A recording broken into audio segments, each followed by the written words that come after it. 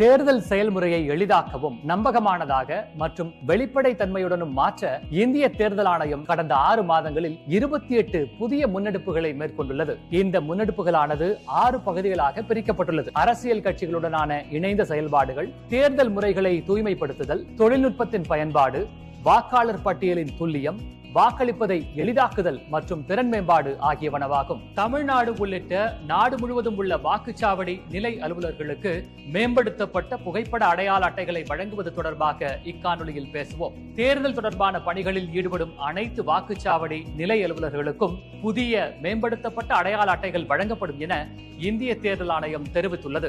தேர்தல் தொடர்பான அனைத்து பணிகளின் போதும் வாக்குச்சாவடி நிலை அலுவலர்கள் தங்களுக்கு வழங்கப்பட்டிருக்கும் இவ்வடையாள அட்டைகளை அணிந்து வருவது அவசியமானதாகும். அடுத்த காணொலியில் இந்திய தேர்தல் ஆணையத்தால் மேற்கொள்ளப்பட்டுள்ள பிற முன்னெடுப்புகளை பற்றி காண்போம். இதுபோன்ற இந்திய தேர்தல் ஆணையம் தொடர்பான மேலும் புதிய தகவல்களுக்கு எங்களது அனைத்து சமூக ஊடக தளங்களை பின்தொடரவும் மற்றும் சப்ஸ்கிரைப் செய்யவும்.